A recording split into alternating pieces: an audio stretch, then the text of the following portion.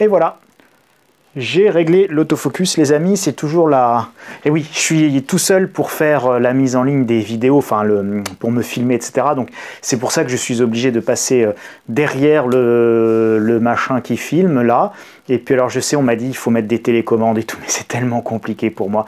La télécommande, gérer l'autofocus en même temps, je sais pas faire. Donc c'est comme ça, je fais mon apparition de manière assez théâtrale toutes les semaines.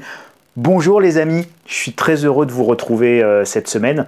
En fait, j'avais une super idée de vidéo, donc je suis très content de pouvoir le partager avec vous. Voilà, donc c'est, écoutez, la vidéo cette semaine, c'est à cause d'un magazine. C'est ce magazine-là, Alternative économique. C'est l'un des derniers magazines d'économie qui soit encore en vente dans notre pauvre pays, dans lequel la presse souffre terriblement, et puisque les gens effectivement achètent de moins en moins de magazines. Enfin, en tout cas, vous avez quoi? On a Capital, on a Challenge encore, et puis on a évidemment Alternative économique, l'expansion qui était un superbe titre dans lequel moi j'ai appris l'économie gamin, enfin en termes de revue. L'expansion ça a disparu, ça a été repris par l'Express, puis c'est devenu voilà, l'Express, l'expansion, enfin bon. Bref, Alternative économique, ça reste encore une référence dans les kiosques sur l'économie.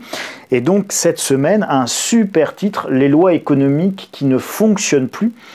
Et donc ça donne le hors-série, c'est 10 lois du marché qui ne fonctionnent plus. Alors c'est plutôt assez chouette, je vous en conseille vraiment la lecture. Alors pas tant pour ce que ça dit, on va le voir ensemble, que pour ce que ça ne dit pas et ce que ça devrait pouvoir dire.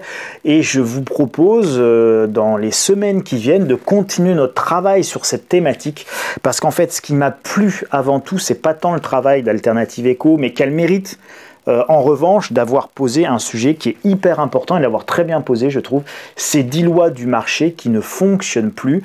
Allez, venez, on va y aller ensemble, on va regarder ça. En gros, l'idée la plus forte de ce magazine-là, c'est de dire la boussole des théories économiques, elle est cassée. Ce qu'on pensait et ce que l'on tenait pour acquis ne l'est plus.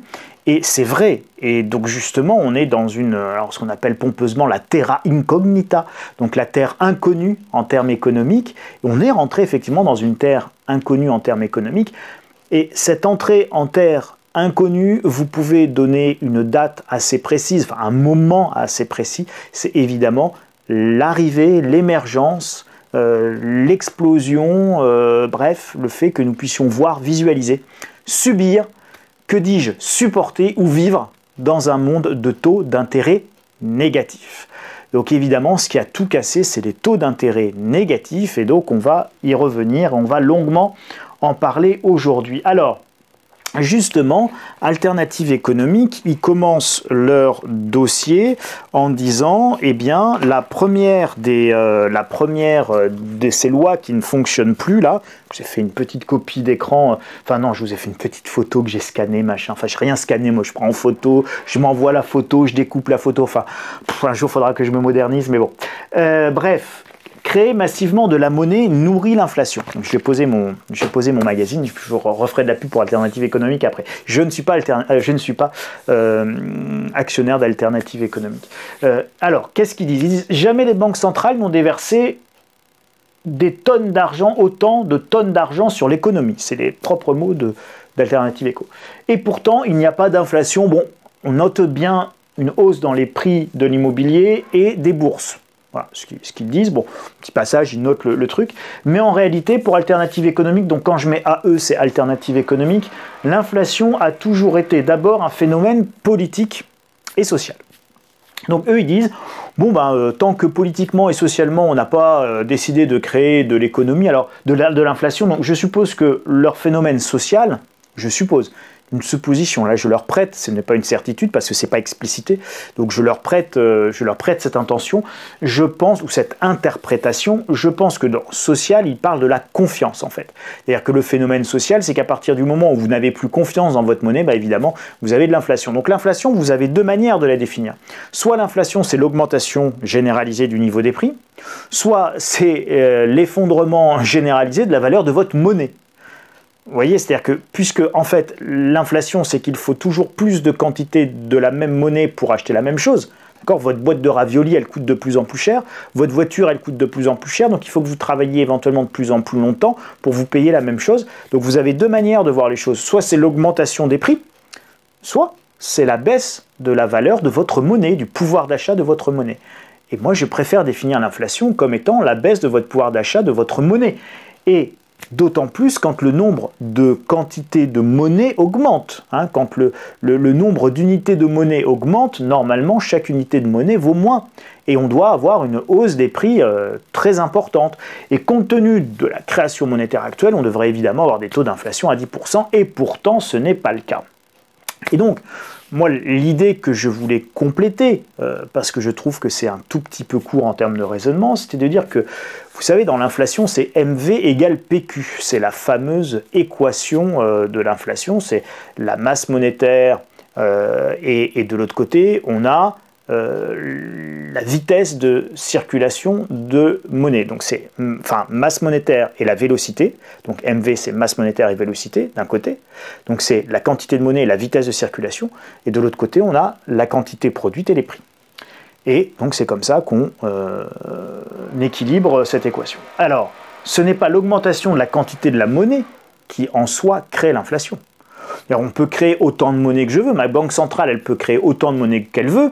Si ma banque centrale ne donne pas cette monnaie et qu'elle la garde dans ses coffres, imaginez, on va raisonner par l'absurde 30 secondes, imaginez que Christine Lagarde fasse fonctionner ses rotatives et elle imprime des millions de milliards de trilliards d'euros en forme de billets, sous forme de billets de 200 euros, qu'elle garde dans les coffres de la BCE. Qu'est-ce qui va se passer? Rien, puisqu'elle aura créé cette monnaie, mais qu'elle ne la distribue pas, donc cette monnaie ne circule pas, il n'y a pas de vitesse de circulation de la monnaie, donc comme cette monnaie n'est pas utilisée, eh bien évidemment, elle ne peut pas générer de l'inflation.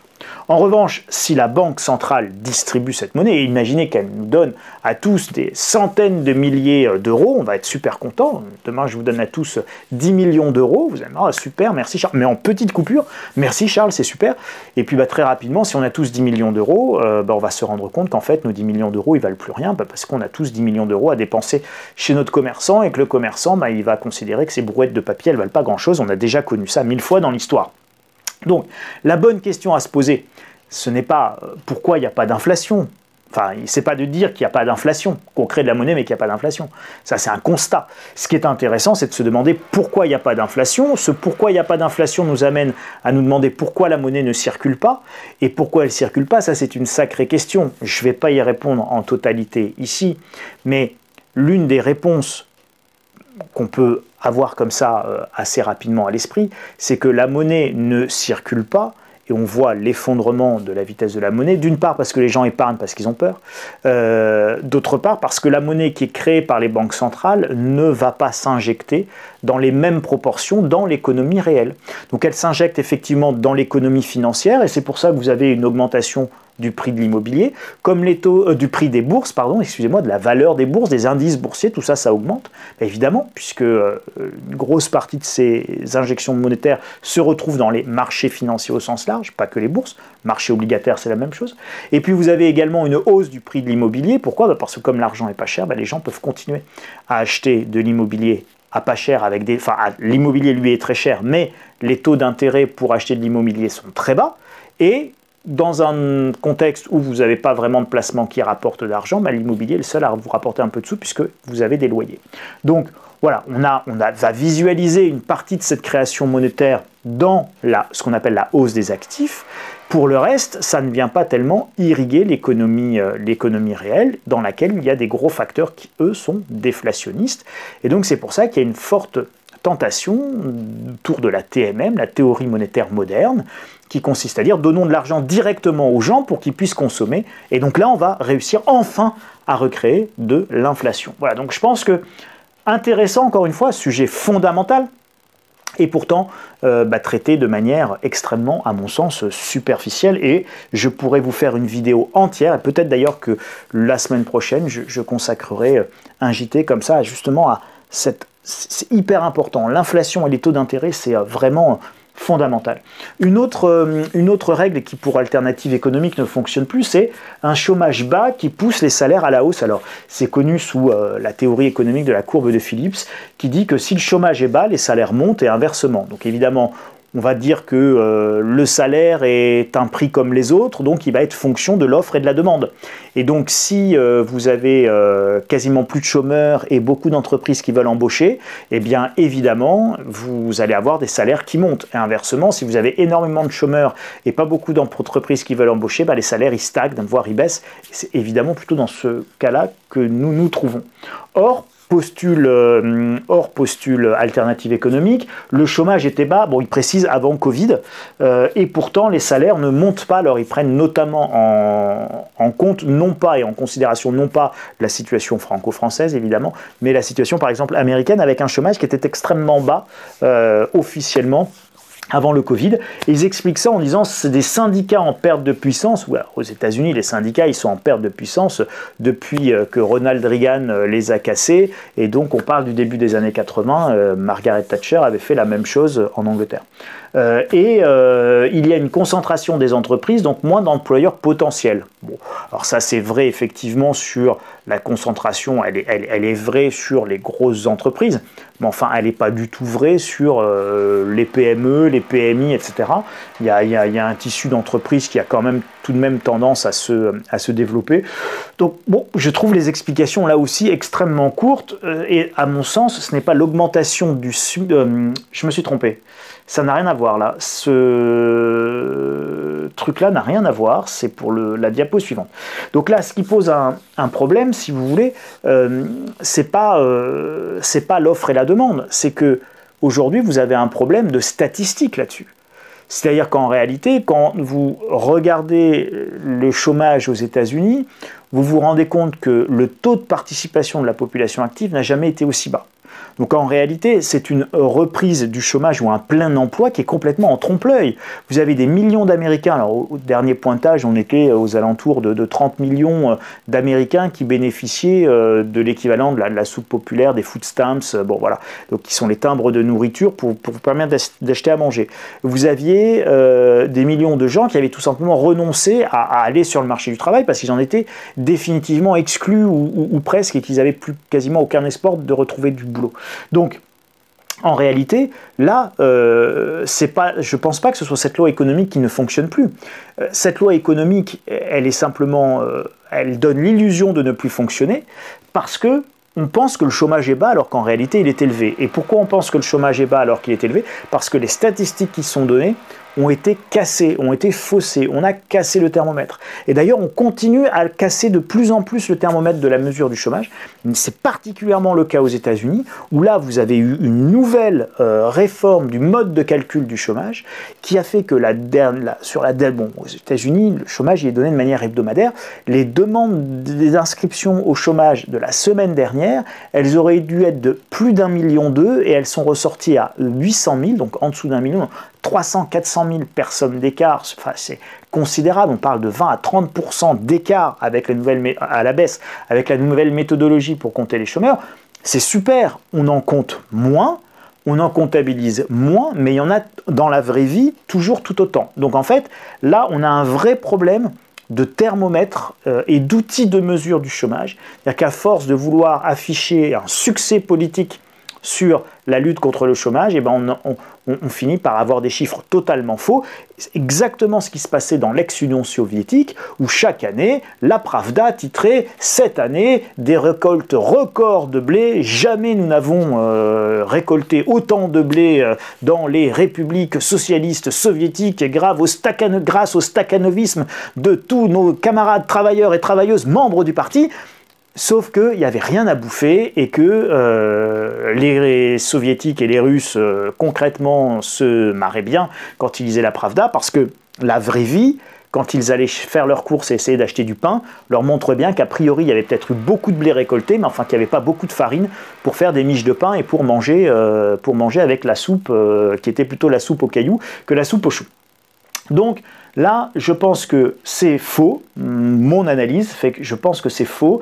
Le chômage bas, pousse les salaires à la hausse, ça marche toujours. Simplement, on a cassé le thermomètre, donc on croit qu'on a un chômage bas, et les salaires, ils montent pas. Peut-être que c'est pas parce que la loi ne marche plus, peut-être que c'est parce que le chômage n'est pas aussi bas que ce qu'on nous dit tout simplement. Donc là, il faut peut-être partir du principe qu'à force de carabistouiller les chiffres, eh bien, on a complètement perdu les pédales. Et donc, c'était la conviction que je voulais vous partager. La hausse du SMIC détruit les emplois. Alors, que dit Alternative économique? Il commence par citer Muriel Pénicaud. Le coup de pouce au SMIC, on sait que ça détruit les emplois. C'est vrai que Muriel Pénicaud avait dit ça pour justifier le fait qu'il ne fallait pas augmenter le SMIC. Pour Alternative économique, rien ne prouve que l'augmentation du salaire minimum soit coûteuse en emploi. Certes, rien ne prouve que l'augmentation du SMIC soit coûteuse en emploi, sauf que l'absence de preuve n'est pas la preuve de l'absence. C'est pas parce que rien ne prouve que ça détruit des emplois que si on ne le faisait pas et qu'on n'augmentait pas massivement le SMIC, on ne se retrouverait pas à détruire des emplois. Donc en fait, je pense que le sujet est mal posé sur cet item. C'est pas forcément cette loi qui marche ou qui marche plus, l'augmentation des salaires qui détruit des emplois ou pas. Le problème, c'est pas l'augmentation des salaires. Le problème, c'est dans quel contexte vous augmentez vos salaires.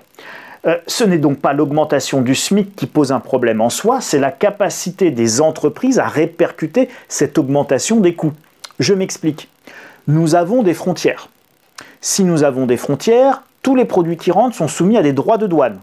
C'est un raisonnement. Ce raisonnement, c'était ce qui se passait quand j'étais tout petit, dans les années 80. D'accord ? Donc dans les années 80, nous avions des frontières.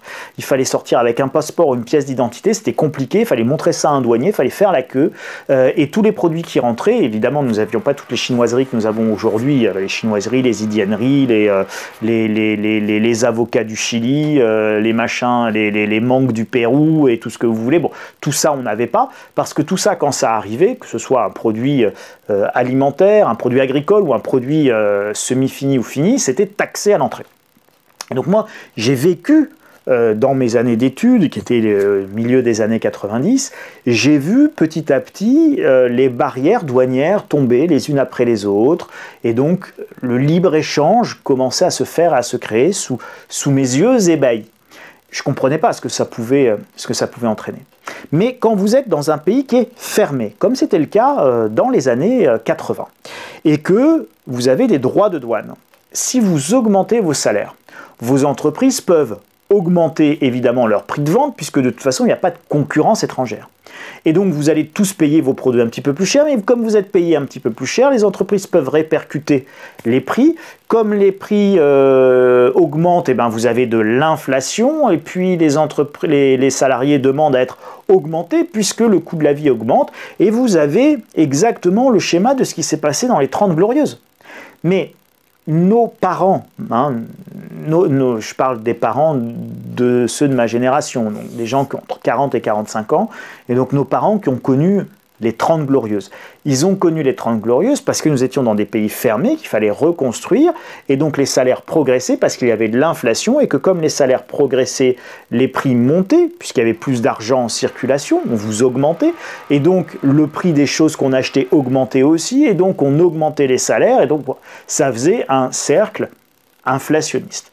Et ce cycle inflationniste, on l'a cassé volontairement au milieu des années 80, avec la lutte contre l'inflation. En France, ça s'est appelé le tournant de la rigueur, qui avait été fait sous François Mitterrand lors de son premier septennat.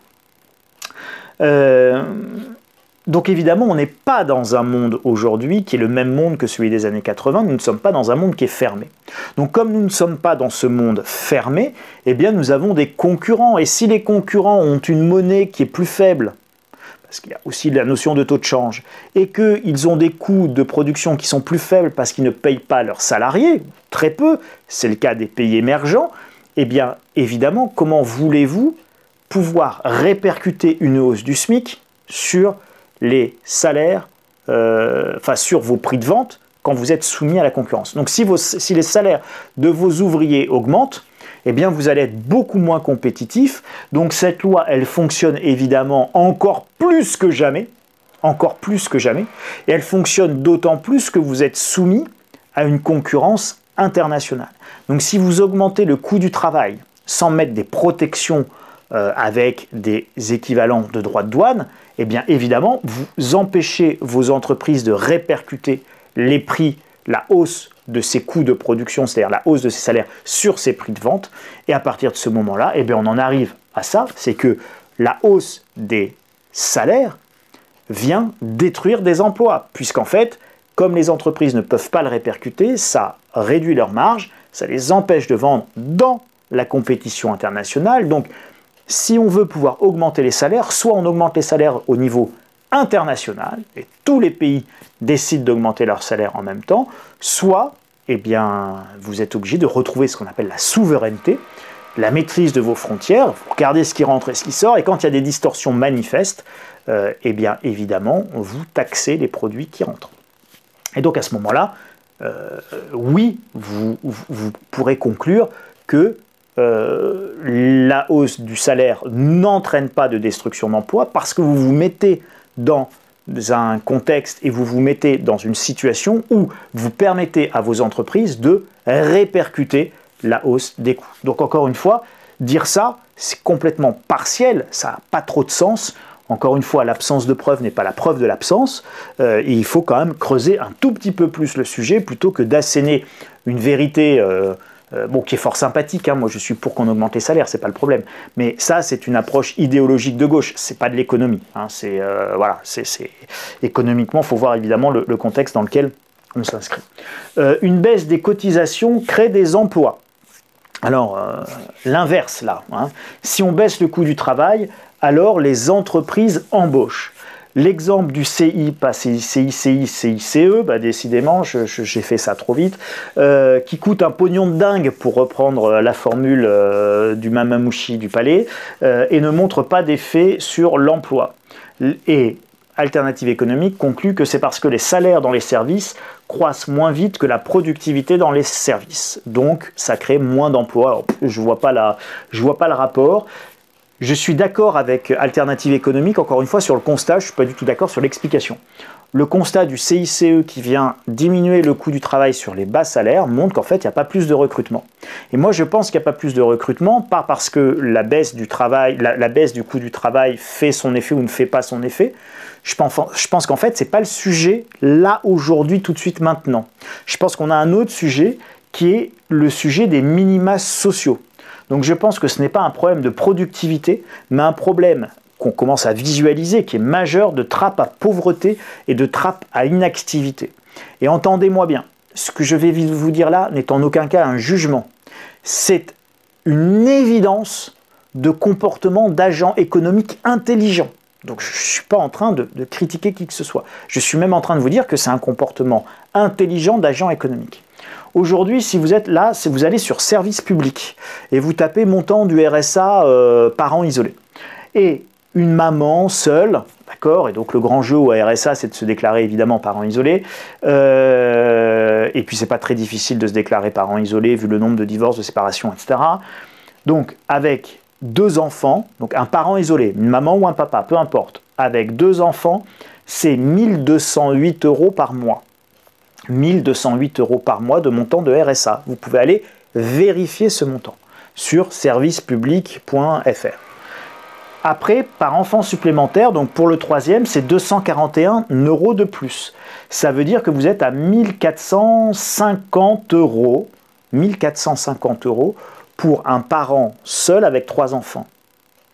Est-ce que vous pensez, quand vous êtes entre 1 200 et 1 400 € par mois de RSA, est-ce que vous pensez que si on vous propose un boulot au SMIC, alors qu'il va falloir rouler, qu'il va falloir s'y rendre, donc vous avez des frais de transport, vous avez des frais d'alimentation le midi, il faut vous préparer la gamelle, il faut aller à la cantine, il faut payer son ticket, etc., etc., et que vous avez des frais de garde pour vos enfants, est-ce que vous pensez réellement que aller travailler est rentable? La réponse, elle est non. Entre le RSA pour un parent isolé, 2 enfants et un SMIC où il faut travailler, et je vous passe le fait qu'en plus vous travaillez 35 heures et que vous avez un patron qui n'est pas forcément toujours aimable pour faire un boulot que vous n'avez pas forcément envie de faire toute votre vie. D'accord? Donc quand vous rajoutez tout ça et que vous le mettez bout à bout, Vous pouvez toujours baisser le coût du travail sur le SMIC. Le delta entre le montant du RSA et le SMIC travaillé fait que de toute façon, vous n'augmenterez pas votre nombre de gens au travail pour la simple et bonne raison qu'aller travailler n'a aucun sens économique. Vous avez évidemment plus raison en tant qu'agent économique de rester chez vous à ne rien faire que d'aller travailler. Je passe le côté social, avoir un collègue, une carrière, etc. etc. D'accord ? Je passe tout le fait de sortir à la maison, d'avoir envie de faire quelque chose. Ça, c'est chacun fait ce qu'il veut. Moi, je ne juge pas. Je dis simplement d'un point de vue pragmatique et d'un point de vue économique, effectivement, pourquoi le CICE ne marche pas ? Le CICE ne marche pas. On a baissé le coût des charges sociales sur les petits salaires et on n'augmente pas plus. Et je peux vous dire qu'aujourd'hui, les entreprises, celles qui recrutent, ont les plus grandes difficultés à recruter au niveau du SMIC. Et c'est extrêmement compréhensible. C'est une évidence. Quand vous avez ce type de montant au RSA dans l'assistance sociale et que le travail ne paye pas beaucoup plus, eh bien, il n'y a pas d'incitation positive à aller travailler. Si demain, la personne qui est au RSA, on lui propose non pas 1208 € pour aller travailler avec ses 2 enfants en net au SMIC, on va dire 1300, 1400, mais qu'on lui propose 2500 €, eh bien évidemment que pour 1000 € ou 1200 € de plus, là, ça devient sans doute rentable pour la personne d'aller effectivement travailler. Mais à ces montants-là, et compte tenu du différentiel, il n'y a objectivement aucun intérêt. Donc quand Alternative économique dit que c'est une question de productivité qui croît moins vite dans les services que le salaire, que dalle, que nenni, c'est pas du tout ça, c'est un problème extrêmement simple. Vous avez le choix entre ne pas travailler et travailler, et dans un cas vous ne travaillez pas et vous gagnez sensiblement la même chose que dans l'autre cas où vous travaillez et où vous gagnez des clopinettes pour vous faire suer 35 heures par semaine avec un chef pas sympa dans une usine dont le boulot ne vous intéresse pas. Eh ben, il y en a qui disent la question elle est vite répondue, je reste à la maison et je m'occupe de mes enfants. Donc évidemment, là, on a un vrai sujet. Alors, vous avez ceux qui diront il faut supprimer les minima sociaux, ceux qui diront il faut faire un droit opposable au travail, c'est-à-dire, évidemment, on donne un salaire à tout le monde, mais, et ça c'est plutôt ma vision, mais tout le monde travaille, voilà, tout le monde travaille, et donc on crée du boulot, on crée suffisamment de crèches, de services de garderie pour que chaque parent puisse faire garder ses enfants pendant qu'il travaille, etc., etc. Ou alors, on augmente énormément les salaires pour faire que le travail paye beaucoup plus que le non-travail et inactivité, et à ce moment-là, les gens auront intérêt à reprendre un boulot. C'est vrai, le problème, c'est qu'on ne peut pas payer. Pourquoi ? Parce que, souvenez-vous de la diapo d'avant et de ce qu'on disait sur la hausse du SMIC, c'est qu'on est dans un monde qui est ouvert. Donc ça, on pourrait le faire si on reprenait notre souveraineté et qu'évidemment on fermait nos frontières. Et donc là, on pourrait mettre tout le monde à 2000 ou 3000 € au SMIC et augmenter notre écart, là, effectivement, entre les minima sociaux et le travail rémunéré. Mais c'est un vrai sujet. Voilà. Donc je pense que là aussi, Alternative économique résumait ça un peu trop rapidement. On ne peut pas avoir des taux d'intérêt négatifs. Ah ah. Eh bien oui, ça, le fameux sujet des taux d'intérêt négatifs. Alors les taux d'intérêt, on en reparlera. Les taux d'intérêt, c'est le prix de base de toute l'économie. C'est-à-dire que c'est le prix maître. Tout part du prix de l'argent. Tout part du prix de l'argent. Et quand le prix de l'argent, le baromètre du prix de l'argent est cassé, eh bien, vous, en tant qu'investisseur, en tant qu'agent économique, encore une fois, souvenez-vous de ce que je vous disais sur la diapo précédente, les gens sont des agents économiques et donc ils font des calculs intelligents d'agents économiques. Et si travailler n'est pas rentable, je ne travaille pas. Et si travailler est rentable et intéressant, je travaille. Il ne faut pas leur en vouloir. C'est normal, ils font des calculs d'agents économiques intelligents. Et ils sont intelligents, voilà, et ils savent compter et ils disent c'est utile, c'est pas utile, je vais me fatiguer ou je vais pas me fatiguer pour rien. C'est comme ça que l'Union soviétique s'est effondrée. C'est à partir du moment où tout ce qui est à toi est à moi, qu'il n'y avait pas d'incitation positive, les gens ils ont arrêté de travailler. Et pas tous étaient stakhanovistes, et puis c'est bien la petite médaille du parti, mais enfin ça fait pas bouffer. Donc pourquoi se casser les chines toute la semaine pour pas trouver de miche de pain à acheter chaque jour et pas pouvoir se nourrir. Donc évidemment, ça marche pas tout ça, hein. Il faut toujours des incitations positives. C'est de l'économie pragmatique que je vous fais là, d'accord? Donc on peut faire de l'économie idéologique. Moi, mon économie de grenier, mon économie de comptoir, c'est une économie pragmatique. Si vous me dites demain de pas travailler, de travailler pour 1200 balles et que vous me donnez 1200 balles pour m'occuper de mes 3 gosses, qu'est-ce que vous croyez que je vais faire? Mais évidemment, je vais pas travailler. Enfin si, je vais travailler, faire les mêmes vidéos parce que ça m'amuse, puis le reste du temps, je vais m'occuper de mes enfants. Voilà, mais c'est un calcul d'agent économique intelligent. Donc encore une fois, il ne faut pas en vouloir aux agents économiques et aux gens. C'est tout un contexte qui fait qu'on arrive à des aberrations. Et là, on arrive dans une aberration absolue qui est le fait d'avoir des taux d'intérêt négatifs. Et quand vous avez des taux d'intérêt négatifs, eh ben vous placez votre argent comment? Mais n'importe comment. N'importe comment. Le taux d'intérêt, le prix de l'argent, ça permet de sélectionner les projets rentables, des projets pas rentables, les investissements rentables, des investissements pas rentables. Et ça permet d'être discriminant, ça permet de faire des choix. Et donc ce qu'on appelle l'allocation d'actifs. L'allocation dans le projet. Qu'est-ce qui va faire que je vais choisir ce projet-là plutôt que ce projet-là? Ben parce qu'il y en a un qui va être plus rentable que l'autre. Parce que le prix de l'argent fait que je dois avoir un retour sur investissement et donc je vais avoir une meilleure allocation de mes moyens et donc in fine je vais avoir une économie qui se porte mieux. Et d'ailleurs, plus les taux diminuent, plus évidemment on se retrouve dans des situations très compliquées. Alors, l'alternative économique dit les États comme l'Allemagne et la France sont considérés comme des valeurs sûres et tant pis pour la rémunération, c'est-à-dire tant pis pour le taux d'intérêt. Enfin, la France n'est pas du tout considérée comme une valeur sûre. Encore un tout petit peu, mais enfin ça va vite changer. L'Allemagne, oui, mais enfin bon, l'Allemagne aussi a fait faillite, on s'en souvient. La dernière fois que l'Allemagne avait fait faillite, ça s'était pas très bien passé. Adolf Hitler, les heures et plus sombres, machin, etc., etc. Pas uniquement les banques centrales pour alternative économique, car les taux d'intérêt baissent depuis la fin des années 90, car plus d'offres d'argent et moins de demandes, donc le prix de l'argent diminue. Donc Alternative économique dit, tendanciellement, depuis la fin des années 90, les taux d'intérêt y baissent, et donc c'est pas lié uniquement à la politique des banques centrales. Mais bien sûr que si, c'est lié uniquement, et donc c'est un problème qui a plus d'offres d'argent que de demandes d'argent. Mais c'est purement un problème politique de banque centrale, si, justement. Et ce, depuis exactement la fin des années 90. C'est-à-dire, souvenez-vous, la fin des années 90, c'est la bulle Internet, d'accord? Donc 97, 98, 99, 2000, c'est l'envolée de la bulle Internet. À l'époque, on a des taux d'intérêt à 4-5%. Et comme on a des taux d'intérêt à 4-5%, puis qu'il y a une espèce de spéculation terrible qui est en train de se faire, eh bien, qu'est-ce que font les banques centrales? Elles augmentent les taux d'intérêt, notamment la Banque centrale américaine. Et à force d'augmenter les taux d'intérêt pour calmer la spéculation boursière de Wall Street, eh bien, vous vous retrouvez avec l'explosion de la bulle Internet en mars 2000. Et donc, que font les banques centrales en mars 2000? Eh bien, elles baissent massivement les taux d'intérêt. Et puis arrive le 11 septembre 2001. Et qu'est-ce qu'elles font les banques centrales? Elles baissent encore plus les taux d'intérêt. D'accord? Elles baissent encore plus les taux d'intérêt parce qu'il faut évidemment se remettre du choc massif des attentats du 11 septembre. Puis ça repart qu'à un cas. Et là, les taux d'intérêt, petit à petit, vont pouvoir remonter. Et on va arriver en 2006, 2005, 2006, les banques centrales vont à nouveau remonter les taux d'intérêt là pour calmer la spéculation immobilière qui provient justement de la baisse des taux précédentes au début des années 2000 à cause de la bulle Internet. On baisse les taux, et donc comme on baisse beaucoup les taux, et qu'avec le 11 septembre ils sont quasiment à zéro, tout le monde se précipite sur de l'immobilier qui à ce moment-là n'est pas cher.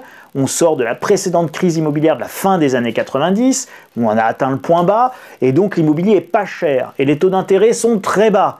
Qu'est-ce qui se passe? Tout le monde se jette sur l'immobilier, frénésie immobilière, spéculation immobilière, les crises des subprimes qui va arriver en 2007. Les banques centrales remontent les taux d'intérêt. Quand la bulle immobilière et quand la crise des subprimes éclate en 2007 aux États-Unis, 2007-2008, ça commence à l'été 2007, les taux d'intérêt sont à 6, 7, 8% pour les gens. C'est-à-dire que les taux directeurs sont à 5, 5,5%, mais après quand vous empruntez, vous êtes à 6, 7, 8% en fonction de votre profil de risque. On est très très loin de taux d'intérêt négatifs. Et ça, on parle de 2007-2008, la crise précédente, celle des subprimes il y a 10 ans. Un peu plus de 10 ans maintenant, 12 ans.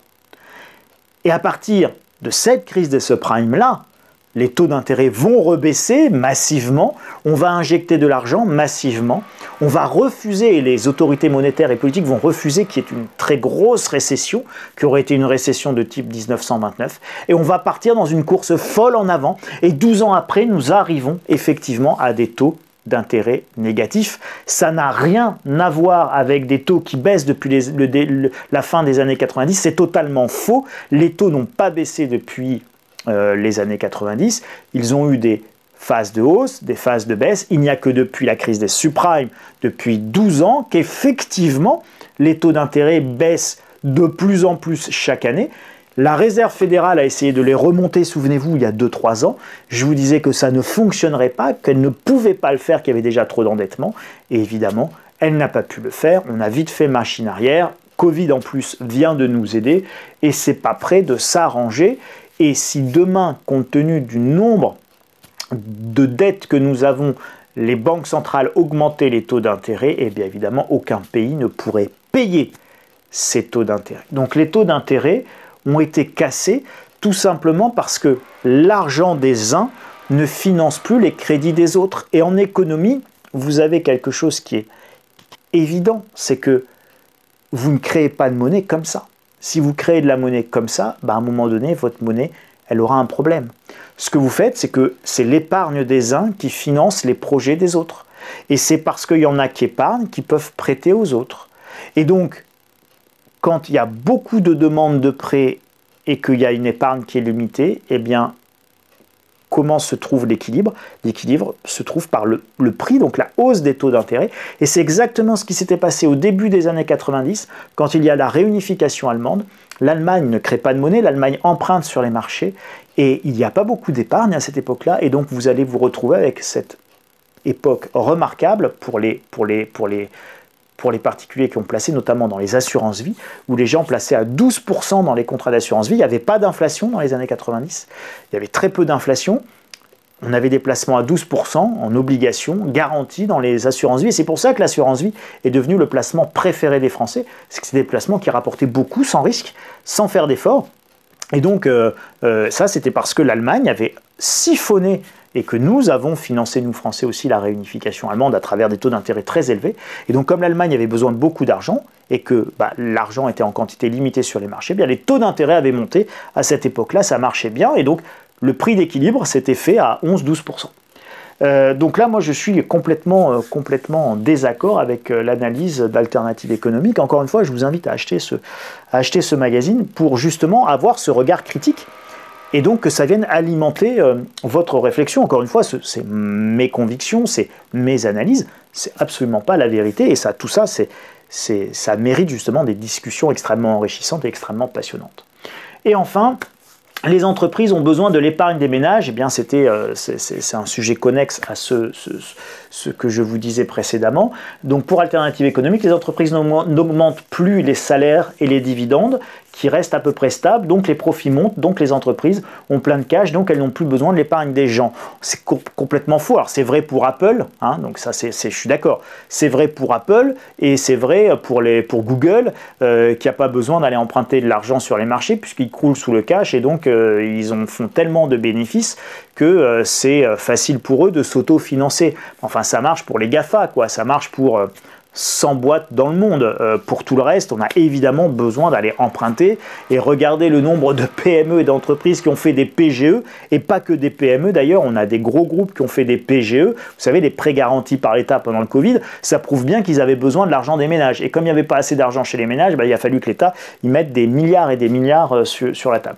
Donc ce n'est pas les entreprises qui n'ont plus besoin de l'épargne des ménages, c'est l'épargne des ménages qui ne sert plus de façon générale. Et on n'a plus besoin aujourd'hui de l'épargne des ménages. C'est pour ça que votre banquier, même si vous avez des sous de côté, il ne vous regarde plus.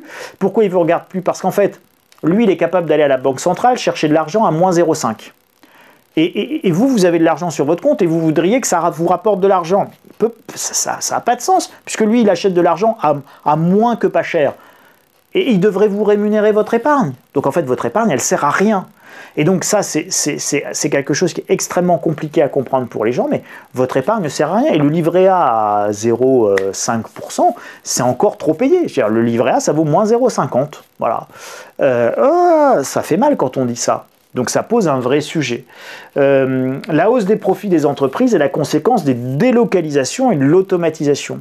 Pourquoi Apple fait des profits de cette ampleur-là? Mais parce qu'Apple fait produire en Chine à pas cher pour revendre des produits hors de prix ici. Donc on produit à pas cher là-bas pour revendre hors de prix ici. Donc on fait une marge absolument dantesque, d'accord? Et cette marge dantesque, qu'est-ce qu'on en fait? Ben rien. On entasse du cash, on verse des dividendes, et puis mais effectivement les dividendes d'Apple n'ont pas particulièrement progressé. On garde des montagnes de cash pour pouvoir un jour éventuellement investir. Et donc là, en l'occurrence, sous la pression trumpienne, évidemment, Apple est en train d'investir, et là dépense quelques dizaines de milliards pour refaire sa production en dehors de Chine. Bon, donc ça c'est dans le cadre de la démondialisation. Mais donc, on a augmenté les profits de manière exponentielle de cette façon-là. Bon, on se retrouve dans des situations qui sont complètement aberrantes. Alors, qu'est-ce qu'il faut retenir? Que les lois économiques que l'on croyait éternelles ne fonctionnent plus, ça c'est vrai. Mais en revanche, dans les exemples qui sont pris par Alternative économique, c'est pas le cas, à mon sens, de tous les sujets qu'ils citent. Il est très difficile de comprendre pourquoi si l'on tombe dans les biais idéologiques, politiques ou de la bien-pensance. Et à la lecture de ce dossier, je trouve que c'est rempli de biais idéologiques, de bien-pensance cucugnanante, de non-dits, de sujets qu'il ne faut pas aborder. Alors c'est vrai que quand on commence à dire que si le CICE ne fonctionne pas, c'est pas parce qu'il fonctionne pas, c'est pas parce qu'il y a une loi économique qui n'est pas cassée, c'est parce que vous avez des gens qui décident massivement de ne plus aller travailler parce que c'est juste pas intéressant d'aller travailler. Ouh là là là, là on quitte la bien-pensance, mais pourtant moi je veux dire, encore une fois, c'est un calcul intelligent, d'agent économique intelligent qui sait parfaitement compter et qui serait stupide de faire l'inverse. Voilà, donc voilà, c'est logique. Si vous ouvrez des possibilités aux gens, il ne faut pas leur reprocher d'utiliser ces possibilités-là. Ce sont encore une fois des agents économiques intelligents, donc on réagit tous en tant qu'agents économiques intelligents et donc on fait nos choix en fonction de notre situation individuelle et en fonction de nos vies, de nos parcours, etc. et de ce qui nous arrange à un moment donné, ce qui nous semble le plus rentable et le plus pertinent pour chacun de nous dans notre contexte personnel. Donc il faut comprendre pourquoi et aller plus loin en parlant aussi des implications concrètes pour nous tous.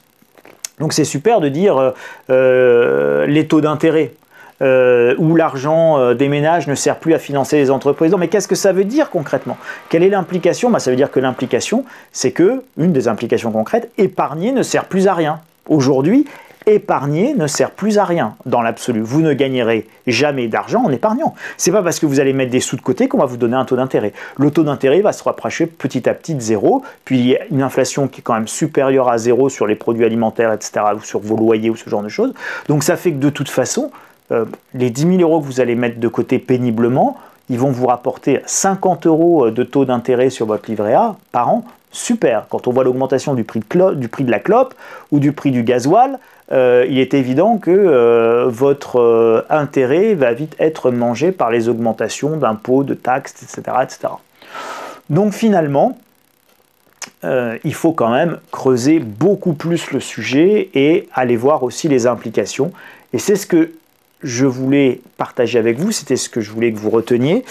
Ce que je veux que vous reteniez, c'est qu'en tout cas, quand même, ce sujet est passionnant, ce dossier est super, vous avez intérêt à le lire, vous avez intérêt à réfléchir en fait sur cette thématique. Et je trouve que là où le travail d'Alternative Éco est super dans ce magazine, c'est qu'au moins là, il pose des vrais sujets. On est d'accord, on n'est pas d'accord, ça c'est pas grave, c'est même, je dirais, plutôt chouette de pouvoir en débattre, et c'est le sens de cette chaîne. Et le Grenier de l'écho, je suis pas là pour vous asséner des vérités, je suis là pour partager des réflexions et des analyses.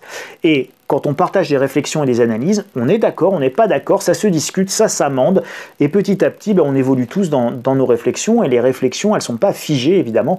Un processus de réflexion, un processus intellectuel est forcément évolutif, sinon on est dans l'idéologie. Voilà, on est dans l'idéologie, et là-dessus, Alternative Éco est de gauche, et ça se perçoit beaucoup, parce qu'il y a plein de choses qui ne sont pas dites, ou qui ne veulent pas, ils veulent pas mettre le doigt dedans, et on voit bien qu'ils prennent plein de précautions oratoires pour éviter d'aborder certains sujets. Moi, je pense que c'est important, quand on parle de salaire, vous avez les délocalisations, vous avez l'immigration, vous avez l'automatisation, vous avez l'informatisation, enfin vous avez un certain nombre de phénomènes, il ne s'agit pas forcément de les classer par ordre d'importance, mais vous avez un certain nombre de phénomènes qui fait que ça va peser sur les salaires. Et oui, le dire ne fait pas de dire que dans ces sujets-là, il y a par exemple l'immigration. Évidemment, c'est une évidence. Je veux dire, vous allez sur des chantiers, vous allez dans des cuisines de restaurants, je veux dire, vous avez des centaines de gens qui ne sont même pas déclarés, qui travaillent au noir et qui sont exploités. Enfin, je veux dire, non seulement c'est pas raciste de le dire, mais en plus on pourrait même être socialiste en le disant. C'est-à-dire que l'immigration, quand elle pèse sur les salaires à la baisse, c'est malsain. Ça sert le patronat, mais ça ne sert pas les gens. Ça sert le big business, mais ça ne sert pas les gens. Ça ne sert pas les individus. Donc, je veux dire, on peut pas se satisfaire d'une immigration qui consiste à exploiter des pauvres gus qui viennent de très loin et qui empêchent en plus de faire monter les salaires de ceux qui sont déjà là. Tout le monde est perdant là-dedans. Les nouveaux venus comme les déjà là. Donc, on doit pouvoir évidemment parler de tout cela de manière complètement apaisée et puis de façon totalement objective.